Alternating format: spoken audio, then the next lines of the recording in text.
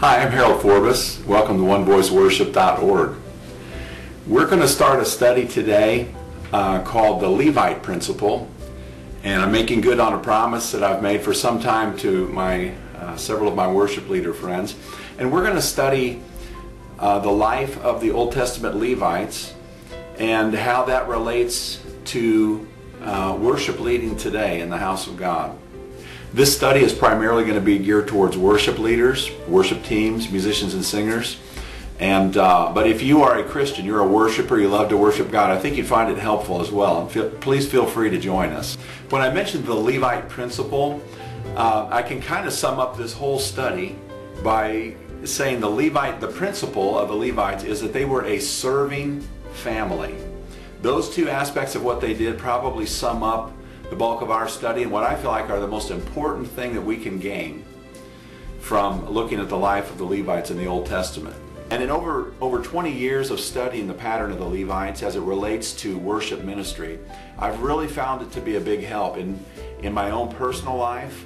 I'm trying to incorporate these principles into my life and into my ministry. Also, as I've worked into building worship teams in our local church, and in helping to serve in other churches and go and train worship teams and try to serve them, I've found these principles to be an excellent resource. And it's always great, isn't it, to have a biblical, scriptural basis to build our ministry upon, our serving upon. It's so much better than just doing our best or doing what we think is what God wants and hoping. Scriptural basis is what the Levites provide us for our worship ministry. One of the things that David did in his time was he appointed a few thousand Levites to the service of music ministry, music and worship in the house of God.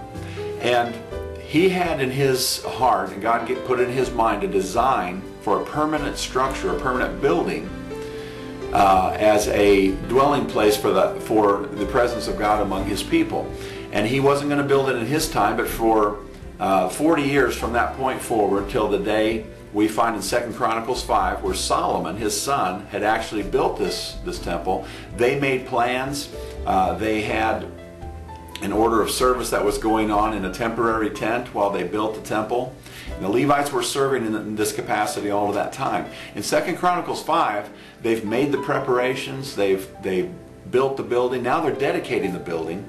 And of course we know the story, the glory of God came, the literal tangible presence of God in the form of a cloud came and dwelled in that house.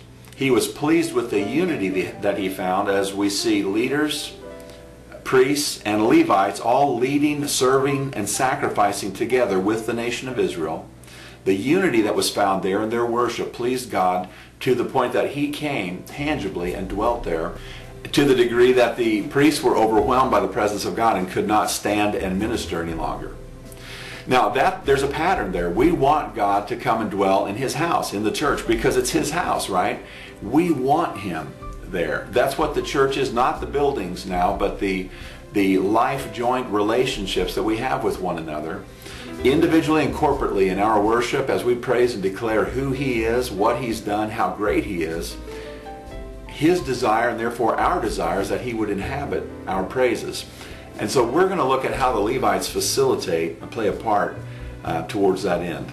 Again, the Levite principle overall is that we want to remember serving families. Now in the next segment we're going to look at the first of 5 areas of Levites serving. And the first area we're going to look at next time is, where did the Levites come from? And if you want to do a little pre-homework for that, you can look in Exodus 32, and I can tell you it has to do with passion for the name of God. The second principle that we will look at in another post is, why do the Levites serve? What motivates them and why do they serve? And I can tell you that has to do with identity. And we'll be looking in 1 Chronicles, several different chapters, several different places about that. The third aspect we will look at is, who do the Levites serve? There's 3 different entities in their ministry and their service, 3 entities that the Levites serve.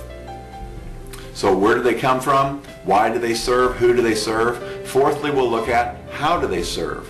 And we'll look at some 4 practical aspects of the character and nature of Levite ministry, Levite serving. And then lastly, we will look at how do spiritual leaders and Levites relate to one another? How do church leaders and music ministers, worship teams relate to one another? And I can tell you we're going to go a little bit beyond artists looking at leaders and thinking, well, they're in charge, you have to obey or you get fired. Or leaders looking at worship musicians as they're artists, they're temperamental, deal with it or do without. We're going to go beyond that a little bit and look at a scriptural relationship of working, living, serving together that produces the kind of unity that brings the glory of God back around the way it did there in 2 Chronicles 5. Thanks for visiting onevoiceworship.org. I hope you'll stop back for the next segment of this study on the Levite Principle. God bless you.